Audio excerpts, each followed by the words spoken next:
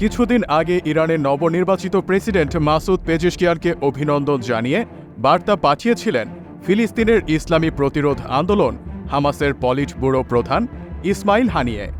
সেই বার্তারই লিখিত জবাব দিয়েছেন মাসুদ পেজেশকিয়ান। চিঠিতে ইরানের পক্ষ থেকে ফিলিস্তিনকে সর্বাত্মক সমর্থন ও সহযোগিতার আশ্বাস দিয়েছেন ইরানের নবনির্বাচিত প্রেসিডেন্ট। ফিলিস্তিনি জনগণের অধিকার আদায় ও আশা আকাঙ্ক্ষা বাস্তবায়নের পাশাপাশি জেরুজালেম আল কুদসের মুক্তি পর্যন্ত ফিলিস্তিনি জাতির প্রতি ইরানের সর্বাত্মক সমর্থন ও সহযোগিতা অব্যাহত থাকবে বলে প্রত্যয় জানিয়েছেন।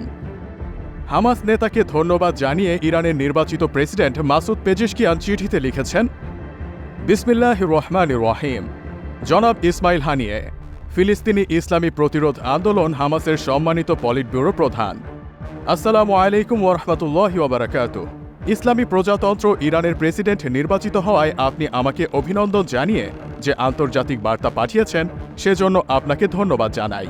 ফিলিস্তিনি জাতি এবং দখলদার ও বর্ণবাদী ইসরায়েল সরকারের বিরুদ্ধে তাদের লড়াইকে সমর্থন করার ব্যাপারে ইসলামী বিপ্লবের সুউচ্চ নীতিমালা ও লক্ষ্য এবং ইমাম খোমেনির আদর্শ ও সর্বোচ্চ নেতার দিক নির্দেশনা মেনে চলাকে ইসলামিক প্রজাতন্ত্র ইরান তার মানবিক ও ইসলামী কর্তব্য বলে মনে করে। যতক্ষণ পর্যন্ত ফিলিস্তিনি জাতির সমস্ত লক্ষ্য ও অধিকার আদায় এবং পবিত্র জেরুজালেম আল কুদস শরীফের স্বাধীনতা অর্জন না হয়, ততক্ষণ পর্যন্ত ইসলামী প্রজাতন্ত্র ইরান নিপীড়িত ফিলিস্তিনি জাতির প্রতি সমর্থন অব্যাহত রাখবে। ফিলিস্তিনের প্রতিরোধকামী জাতি এবং নিপীড়িত ও শক্তিশালী গাজাবাসী যে ঐতিহাসিক প্রতিরোধ গড়ে তুলেছে এবং চলমান যুদ্ধে ফিলিস্তিনি প্রতিরোধের যোদ্ধারা যে বীরত্বপূর্ণ সংগ্রাম করে যাচ্ছেন, তার ফলে ফিলিস্তিনি জাতির বিজয় অবশ্যম্ভাবী এবং এ যুদ্ধে তারা ঐশী মদত পাবে বলে আমি বিশ্বাস করি। আমি সর্বশক্তিমান আল্লাহর কাছে আপনার জন্য সুস্বাস্থ্য, ফিলিস্তিনি জনগণের জন্য সম্মান, প্রতিরোধকামী বীর মুজাহিদদের জন্য গৌরব, স্বাধীনতা এবং ফিলিস্তিনের মর্যাদাবান শহীদদের জন্য আল্লাহ তাআলার রহমত কামনা করছি। Masoud Pezeshkian. অনেক নাটকীয়তার পর 2 দফা ভোটের মাধ্যমে ইরানের প্রেসিডেন্টের আসনে বসেন দেশটির সাবেক স্বাস্থ্যমন্ত্রী মাসুদ পেজেশকিয়ান। দ্বিতীয় দফায় 30 লাখ ভোটের ব্যবধানে হারিয়ে ইরানের সদ্য প্রয়াত প্রেসিডেন্ট ইব্রাহিম রাইসির স্থলাভিষিক্ত হয়েছেন মাসুদ পেজেশকিয়ান।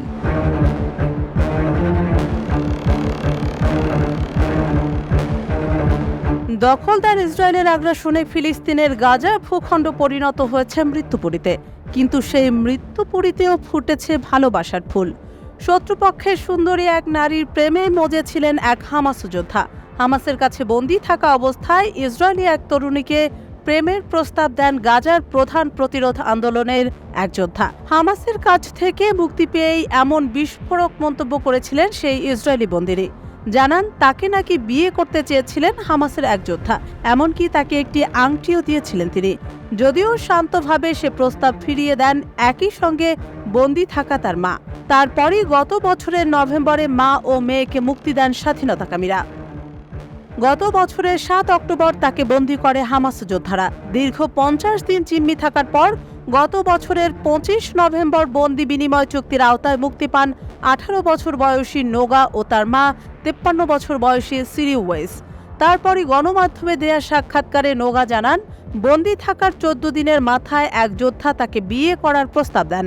উপহার স্বরূপ তাকে একটি আংটিও দেন ওই যোদ্ধা। সে সময় ওই যোদ্ধা নোগাকে উদ্দেশ্য করে জানান, সবাই মুক্তি পাবে শুধু নোগা ছাড়া। সে তাকে বিয়ে করবে এবং গাজায় তার বাচ্চা লালন পালন করবে। তবে মুক্তি পেয়েই হামাসের বিরুদ্ধে প্রতিশোধ নিতে ইসরায়েলি সেনাবাহিনীতে নিজের নাম লিখিয়েছেন সেই নারী বন্দী। বহুল আলোচিত সেই বন্দীর নাম নোগা ওয়েস। চলমান ইসরায়েলি আগ্রাসনের অংশ হিসেবে নিজেকে প্রস্তুত করেছেন গাজার যোদ্ধাদের বিরুদ্ধে লড়াইয়ের জন্য, এমন তথ্য জানিয়েছে ইসরায়েলের প্রতিরক্ষা বাহিনী। IDF এর দেয়া এক ফেসবুক পোস্টে তারা জানায়, গত মঙ্গলবার তেল আবিব থেকে সামরিক প্রশিক্ষণ স্নাতক সম্পন্ন করেন তিনি। দখলদার সেনাবাহিনীতে যোগ দেওয়ার পর নোগা জানান, দীর্ঘ অস্থিতিশীল পরিস্থিতির পর তিনি মনে করেন সেনাবাহিনীতে যোগ দেওয়াটা তার জন্য সঠিক সিদ্ধান্ত হবে। এজন্য তিনি ইসরায়েলি সেনাবাহিনীর মাশাকির তাস বিভাগে যোগ দেওয়ার জন্য মনস্থির করেন। এ পদে চাকরি করাটা তার স্বপ্ন ছিল বলেও জানান নোগা। তিনি মনে করেন ইসরায়েলি সেনাবাহিনীতে যোগ দেওয়ার মাধ্যমে তিনি দেশের জন্য আরও বেশি অবদান রাখতে পারবেন এবং অন্যদের সাহায্য করতে পারবেন।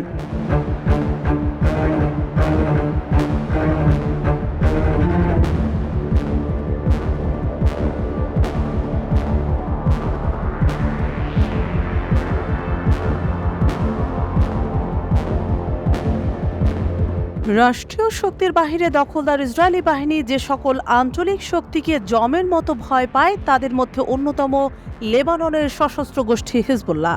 ফিলিস্তিনের মুক্তিকামী সংগঠন হামাসের সাথে সংঘাতে জড়ানোর পর থেকে নেতানিয়াহুর বাহিনী হিজবুল্লাহ গোষ্ঠীর কাছে যে নাকানি চুবানি খেয়েছে তাতে করে ইসরায়েলের মনে ভয়ের মাত্রা আরও কয়েক গুণ বেড়ে গেছে। তবে সাম্প্রতিক সময়ে ইসরায়েলে হামলা বন্ধ করতে চাইছে ইরানপন্থী এই সশস্ত্র গোষ্ঠীটি, কিন্তু ইসরায়েলের উপর রহম করার চিন্তা করলেও হামলা বন্ধের বিপরীতে হিজবুল্লাহ জুড়ে দিয়েছে কঠিন শর্ত। হিজবুল্লাহ গোষ্ঠীর পক্ষ থেকে জানানো হয়েছে যে ফিলিস্তিনের গাজা উপত্যকায় পূর্ণ যুদ্ধবিরতি হলে ইসরায়েলের সঙ্গে লড়াই বন্ধ করবে তারা। বুধবার হিজবুল্লাহর প্রধান হাসান নাসরুল্লাহ ইসরায়েলকে এই শর্ত দিয়েছেন। খবরটি প্রকাশ করেছে টাইমস অফ ইসরায়েল। নাসরুল্লাহ বলেন, হামাস গাজায় যুদ্ধবিরতি আলোচনা ইসরায়েলের সঙ্গে পরিচালনা করছে প্রতিরোধের অক্ষ এর পক্ষ থেকে। যদি একটি চুক্তি হয়, হিজবুল্লাহ আলাদা আলোচনা ছাড়াই ইসরায়েলে হামলা বন্ধ করবে।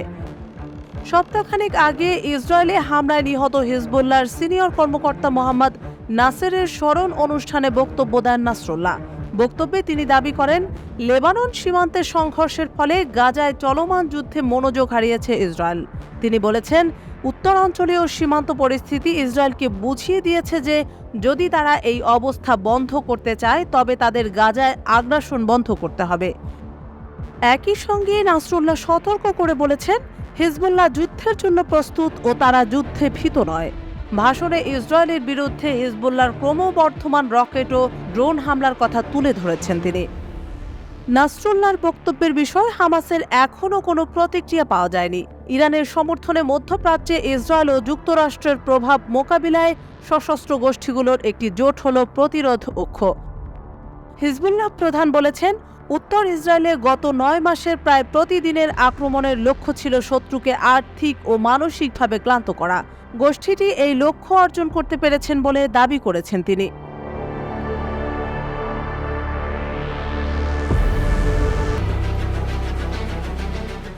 ইউরোপকে গিলে খাচ্ছে যুদ্ধ। 2 বছর ধরে চলমান রাশিয়া ইউক্রেন সংঘর্ষ টেনে নিয়েছে পুরো বিশ্বকে। রাশিয়াকে থামাতে রীতিমতো হিমশিম খাচ্ছে পশ্চিমা রাষ্ট্রগুলো। বিশেষ করে ইউক্রেনে রুশ হামলার পর থেকেই নিরাপত্তার প্রশ্নে ইউরোপের দেশগুলোর মধ্যে ঢুকে গেছে আতঙ্ক। এ কারণে রাশিয়ার আগ্রাসন থামাতে বিভিন্নভাবে একজোট হওয়ার চেষ্টা করছে তারা। পাশাপাশি বড় ধরনের হামলা পাল্টা হামলার মতো আতঙ্কে ভুগছে ইউরোপের ছোট ছোট দেশগুলো। এসব দেশ সামরিক শক্তিতে অতটা বলীয়ান না হওয়ায় যোগ হয়েছে নতুন মাত্রা, আর তাই নিজেদের সুরক্ষায় অভিনব পথ খুঁজে নিচ্ছে ইউরোপের বিভিন্ন দেশ। তারই পরিপ্রেক্ষিতে এবার 3টি বাল্টিক দেশ এক সিদ্ধান্ত নিয়েছে। রাশিয়ার হুমকি মোকাবিলায় কয়েকশো বাংকার বানানোর পরিকল্পনা করছে তারা। কয়েক মাস আগেই একটি বাল্টিক ডিফেন্স জোন বানানোর ব্যাপারে সম্মত হয় ওই 3 দেশ। কয়েক মাস আগে এ বিষয়ে এক প্রতিবেদন প্রকাশ করে মার্কিন সংবাদ মাধ্যম পলিটিকো। গত জানুয়ারিতে প্রকাশিত ওই প্রতিবেদনে বলা হয়, লাটভিয়া, লিথুয়ানিয়া ও এস্তোনিয়া একটি কমন বাল্টিক ডিফেন্স জোন গঠনের ব্যাপারে একমত হয়েছে। রাশিয়া ও বেলারুশের সীমান্তে এই ডিফেন্স জোন গঠন করা হবে। এই অঞ্চলে নিরাপত্তা উদ্বেগ বৃদ্ধির প্রেক্ষিতে এমন সিদ্ধান্ত নেয় দেশ 3টি। নিজের পূর্বাঞ্চলীয় ফ্রন্টিয়ারে অ্যান্টি মোবিলিটি ডিফেন্স ইনস্টলেশনের ব্যাপারে একমত হয়েছে 3 দেশের প্রতিরক্ষামন্ত্রী। রুশ সরকারের অর্থায়নে পরিচালিত টেলিভিশন নেটওয়ার্ক আরটি জানিয়েছে, রাশিয়ার সীমান্তের সঙ্গে 294 কিলোমিটার জুড়ে এই সুরক্ষা লাইন তৈরি করতে প্রোটোটাইপ বাংকারের পরীক্ষা চালানো শুরু করেছে এস্তোনিয়া। এই প্রকল্পের আওতায় 600 বাংকার বানানো হবে। এতে খরচ হবে $65 মিলিয়ন। সীমান্ত এলাকায় বাংকারের প্রয়োজনীয়তা আছে বলে জোর দিয়ে বলেছেন এস্তোনিয়ার প্রতিরক্ষামন্ত্রী হানো পেভকার। তিনি বলেন, ইউক্রেনে রাশিয়ার যুদ্ধ দেখিয়েছে যন্ত্রপাতি, গোলাবারুদ ও জনশক্তির পাশাপাশি এস্তোনিয়াকে সীমান্তের প্রথম মিটার থেকেই রক্ষায় আমাদের প্রতিরক্ষা অবকাঠামোরও প্রয়োজন আছে। প্রতিটি বাংকারে 10 জন করে সেনা সদস্য থাকতে পারবে বলে জানিয়েছে সংবাদ মাধ্যম ইআরআর। আগামী বছরের শুরুর দিকে এই বাংকার তৈরির পরিকল্পনা করছে এস্তোনিয়ার সরকার। লিথুয়ানিয়া ও লাটভিয়া এই কমন ডিফেন্স জোনে কিভাবে অবদান রাখবে তার বিস্তারিত এখনো জানা যায়নি। তবে লিথুয়ানিয়ার সাবেক প্রতিরক্ষামন্ত্রী আর্ভিডাস আনুসাসকাস জোর দিয়ে বলেছিলেন, যুক্তরাষ্ট্রের সঙ্গে মিলে তারা যে হাইমার্স রকেট ব্যবস্থার উন্নয়ন করেছেন তা তাদের প্রতিরক্ষা কৌশলের একটি গুরুত্বপূর্ণ অংশ। ইউরোপের বিভিন্ন দেশ হামলার আশঙ্কা করলেও রাশিয়া জোর দিয়ে বলেছে তাদের এমন কোনো পরিকল্পনা নেই।